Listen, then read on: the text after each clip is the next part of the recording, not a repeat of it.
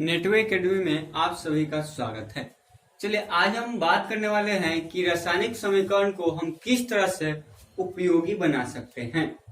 तो देखिए, रासायनिक समीकरण को जब आपसे क्वेश्चन पूछे या 5 नंबर प्रश्न पूछेगा कि रासायनिक समीकरण को हम किस तरह से उपयोगी बना सकते हैं, तो आपको जवाब देना होगा रासायनिक समीकरण को हम निम्न तरीकों से उपयोगी बना सकते हैं।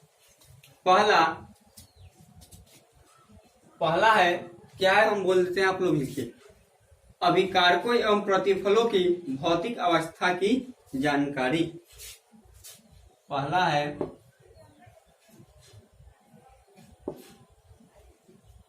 अभिकारकों एवं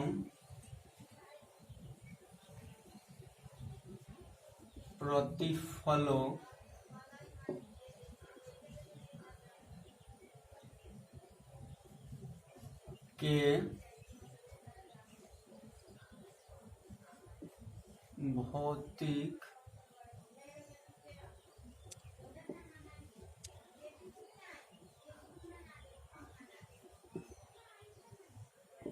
अवस्था की जानकारी।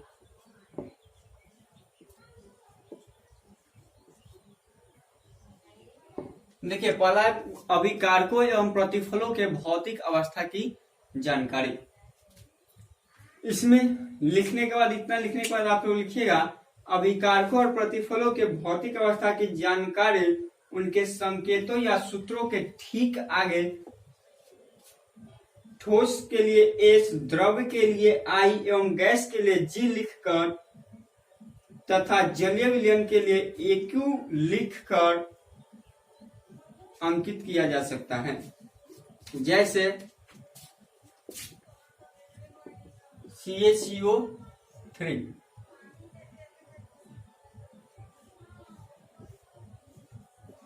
CaO plus CO2। देखिए, यही बनता है कैल्शियम कार्बोनेट का जब रिएक्शन होता है तो calcium oxide plus carbon dioxide बनता है। ये CaCO3 क्या है, ठोस है, कोष्टक के आगे लिख दे S यानी ठोस। O2 क्या है, गैस है, G। और CaO यानी कार्बन ऑक्साइड क्या है, तो ये भी हमारा क्या है, सॉलिड है, तो सॉलिड को S। यानी हम सॉलिड को S से, लिक्विड को L से, गैस को G से तथा जलीय विलयन को AQ से लिखकर हम क्या कर सकते हैं, अभिकारक को दिखा सकते हैं। जैसे दूसरा रिएक्शन देख लीजिए, Zn, ये जिंक क्या है, सॉलिड है, plus H2SO4,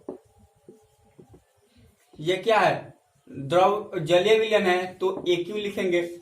zinc sulphate plus hydrogen gas बनेगा ZnSO4 प्लस H2 बनेगा। ZnSO4 प्लस H2, H2 क्या है, गैस है, और ZnSO4 जिंक सल्फेट जो बन रहा है ये हमारा क्या है, एक्वस है, यानी यह जलीय विलयन बनेगा। ये क्या बनेगा, एक्वस। यह एक क्या है, जलीय विलयन है, यह क्या है, जलीय विलयन है। तो यहां पर हम दर्शा दे कि जिंक क्या है, सॉलिड, ये क्या है, एक्वस है। तो इस तरह से हम समीकरण को क्या कर सकते हैं, भौतिक अवस्था की जानकारी दे करके समीकरण को उपयोगी बना सकते हैं। दूसरा, ऊष्माक्षेपी एवं ऊष्माशोषी अभिक्रियाओं की जानकारी। दूसरा क्या कर सकते हैं, ऊष्माक्षेपी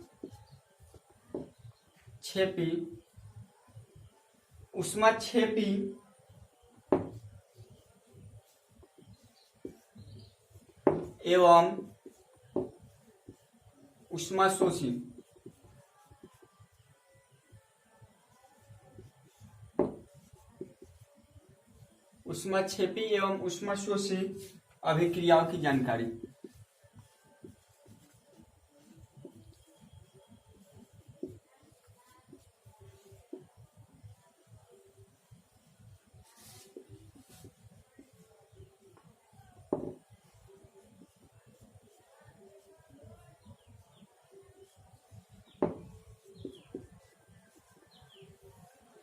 यानी दूसरा हम क्या कर सकते हैं, ऊष्माक्षेपी और ऊष्माशोषी अभिक्रिया की जानकारी दे सकते हैं। अब ये कैसे देंगे, तो इसमें डैश दे करके लिखेगा रासायनिक अभिक्रिया के फलस्वरूप उत्सर्जित या अवशोषित ऊष्मा की जानकारी ऊष्मा रासायनिक समीकरण से दी जा सकती है। यानी करने का मतलब यह है कि समीकरण में अगर ऊष्मा का अवशोषण हो रहा है तो तीर चिन्ह के पहले, अगर ऊष्मा उत्पन्न हो रहा है तो तीर चिन्ह के बाद दे करके हम कर सकते हैं। जैसे C+O2 ये क्या बनेगा, CO2। C+O2 क्या बनेगा, CO2। लेकिन इसमें ऊष्मा उत्पन्न हो रहा है तो यहां पर लिख देंगे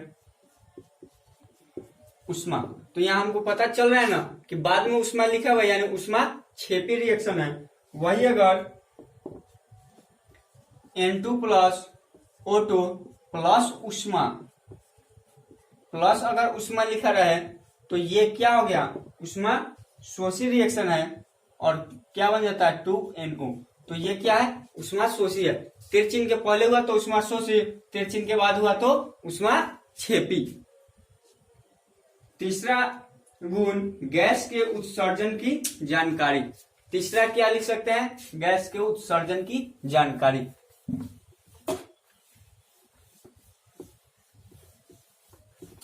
तीसरा हम लोग लिख सकते हैं गैस के उत्सर्जन की जानकारी।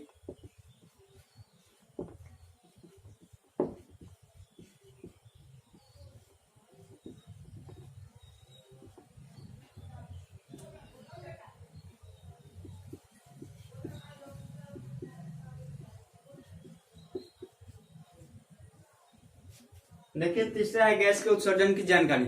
इसमें हम लोग क्या कर सकते हैं कि देखिए अभिक्रिया के फलस्वरूप तीर चिन्ह के साथ हम लोग दर्शा सकते हैं कि गैस का उत्सर्जन हो रहा है। जैसे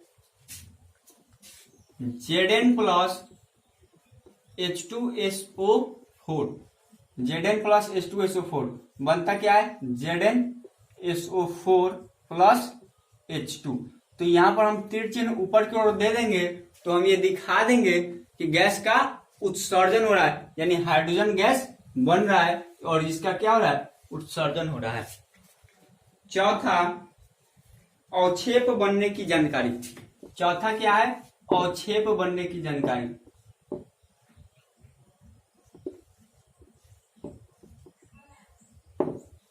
अवक्षेप बनने की जानकारी। देखिए अवक्षेप बनने की जानकारी से हम तीर चिन्ह नीचे की ओर दे देंगे तो हमको पता चलेगा कि यहां पर अवक्षेप बन रहा है।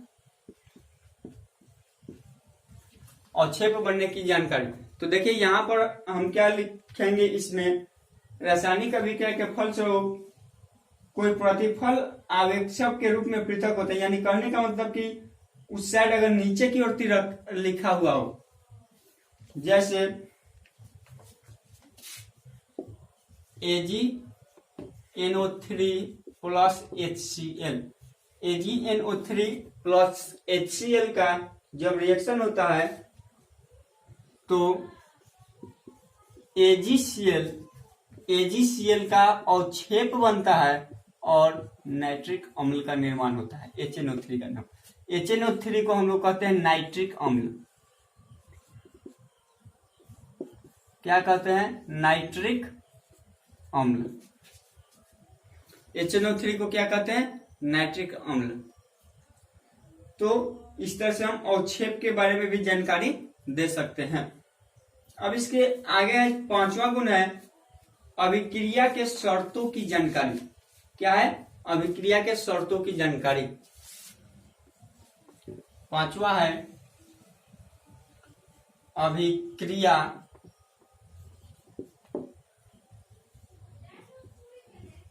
के शर्तों की जानकारी।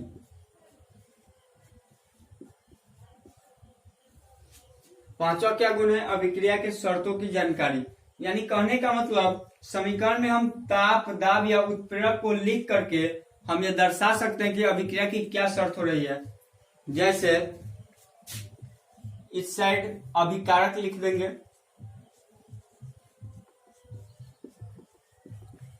कोई भी अभिकारक, और समीकरण के ऊपर लिख देंगे ताप चाहे दाब। अगर ताप का उपयोग हो तो ताप लिखेंगे, दाब का उपयोग हो तो दाब लिखेंगे। अगर उत्प्रेरण का उपयोग हो तो उत्प्रेरण लिखेंगे, ठीक है। और इस तरफ क्या लिख देंगे, तो प्रतिफल। तो यहाँ पर हमको क्या होगा पता चल जाएगा, ताप लिखा रहेगा तो अच्छा इसमें ताप लग रहा है, दाब लिखा रहेगा तो दाब लग रहा है, उत्प्रेरण लिखा रहेगा तो उत्प्रेरक हो रहा है, उत्प्रेरक हो रहा है। और छठा गुण है अभिक्रिया की उत्क्रमणीयता की जानकारी। क्या है छठा गुण, अभिक्रिया के उत्क्रमणीयता की जानकारी।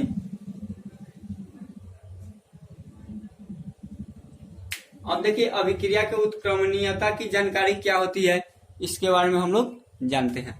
देखिए तो छठा गुण है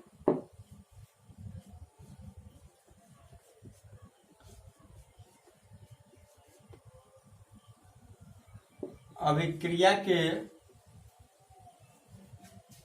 देखिए इसमें क्या होता है, अभिक्रिया की उत्क्रमणीयता जैसे N2 प्लस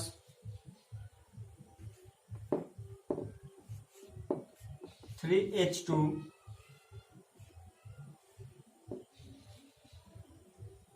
2NH3, तो ये है अभिक्रिया की उत्क्रमणीयता की जानकारी। देखिए अभिक्रिया के उत्क्रमणीयता की जानकारी यानी कहने का मतलब यह है कि N2 प्लस 3H2 से हम NH3 भी बनाएंगे और NH3 से N2 प्लस H2 भी बनाएंगे, तो इसी को अब उत्क्रमणीयता कहते हैं। देखिए हम लोग सीबीएसई बोर्ड से, इसलिए उत्क्रमणीयता को इंग्लिश में क्या कहते हैं, इक्विब्रिलियम कहते हैं। इसको क्या कहते हैं, उत्क्रमणीयता को इंग्लिश में इक्विब्रिलियम, यानी अभिक्रिया के उत्क्रमणीयता की जानकारी यानी इक्विब्रिलियम के बारे में, ठीक है। तो इसके बारे में विस्तार से आपको क्लास 11th में पढ़ना है। इक्विब्रिलियम वहां पर आपका एगो चैप्टर ही होगा। तो रासायनिक समीकरण में यही सब बिंदुओं को अगर हम जोड़ दे तो रासायनिक समीकरण जो होगा युवा क्या होगा उसको हम लोग उपयोगी बना सकते हैं। तो धन्यवाद, आज के वीडियो में बस इतना ही। अगले वीडियो में हम विभिन्न प्रकार के रासायनिक अभिक्रिया लेके आएंगे, जैसे आपका रासायनिक अभिक्रिया में संयोजन अभिक्रिया क्या है, वियोजन क्या है, ऊष्माक्षेपी क्या है, इन सब के बारे में हम लेकर के आएंगे। ऊष्माशोषी क्या है, विभिन्न प्रकार के एकल विस्थापन क्या है, द्विविस्थापन क्या है, ऑक्सीकरण क्या है, अवकरण क्या है, तो ये सब अगले वीडियो में हम लेकर के आएंगे। तो आज के वीडियो में बस इतना ही, धन्यवाद।